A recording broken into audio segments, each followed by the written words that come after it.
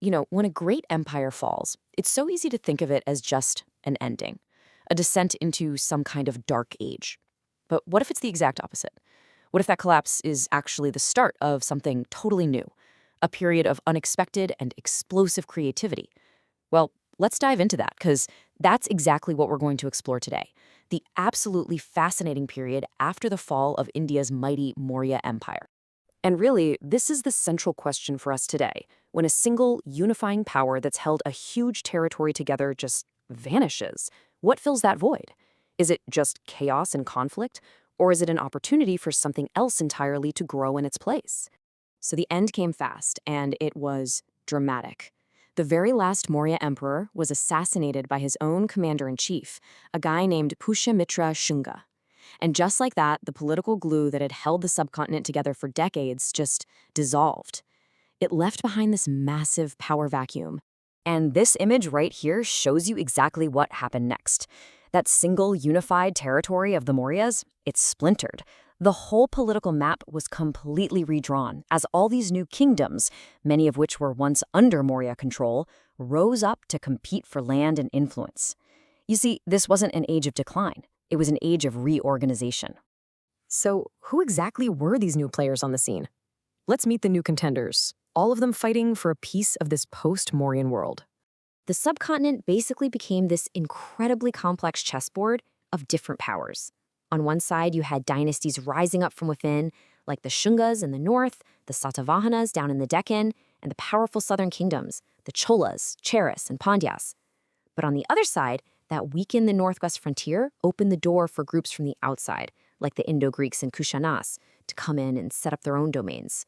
With so much competition, how did a new ruler prove they were the real deal? Well, Pushyamitra Shunga, the guy who started the Shunga dynasty, brought back this ancient and really powerful ritual, the Ashvamedha Yajna, or horse sacrifice. Talk about a bold political statement. Essentially, you'd let a sacred horse just roam free for a whole year. Any territory it crossed without being stopped was yours. But if another king dared to stop that horse, that was an open declaration of war. It was the ultimate power play. But here's the thing, this era was about so much more than just political moves and battles. With the breakdown of a single imperial culture, regional art, architecture, and philosophy just started to flourish in these incredible new ways. It was a true cultural renaissance. Now, what's so cool here is just the sheer variety. On one hand, you have these delicate, super detailed terracotta plaques that tell stories, and on the other, you get these powerful, chunky stone sculptures of figures like this yaksha, an ancient nature deity. Artists were experimenting with all kinds of materials and styles, creating this incredibly vibrant and diverse artistic landscape. So, what was guiding these new rulers? This quote from King Kharavela of the Chedi dynasty gives us a huge clue. In his famous Hatigumpa inscription, he actually boasts about being a respecter of every sect and repairer of every temple. This wasn't about forcing one single belief system on everyone. It was about supporting all of them. This idea of religious tolerance was a real cornerstone of the era. And the intellectual world was buzzing too. Here's a connection that might just surprise you.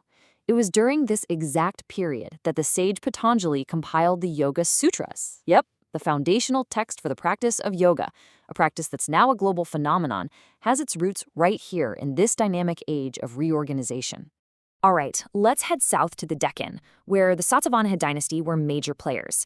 And just look at the craftsmanship here. This beautiful piece is carved from ivory. The Satavahanas weren't just politically powerful. They were huge patrons of the arts, and they fostered some absolutely incredible skill and creativity. Okay, this is where things get really fascinating, because the Satavahanas kind of challenge our assumptions about ancient power.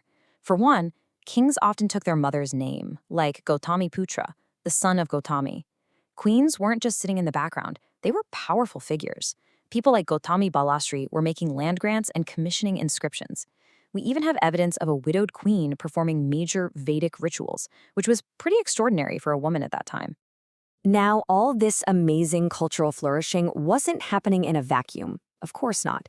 It was being fueled by a super dynamic economy, incredible innovation, and trade networks that connected the subcontinent to the entire world.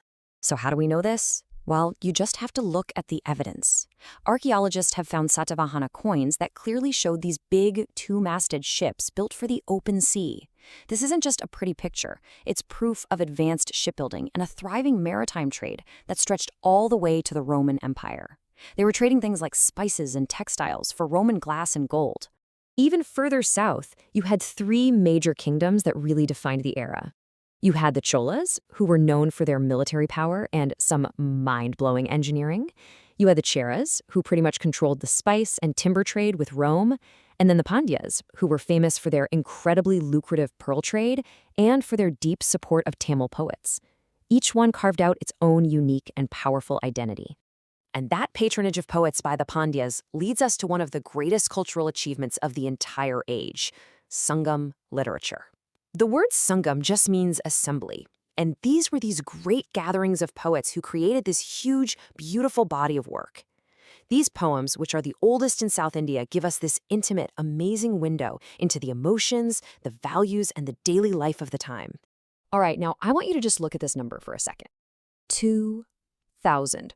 What on earth could possibly last for 2,000 years? This is the Kolonai, also known as the Grand Anicut.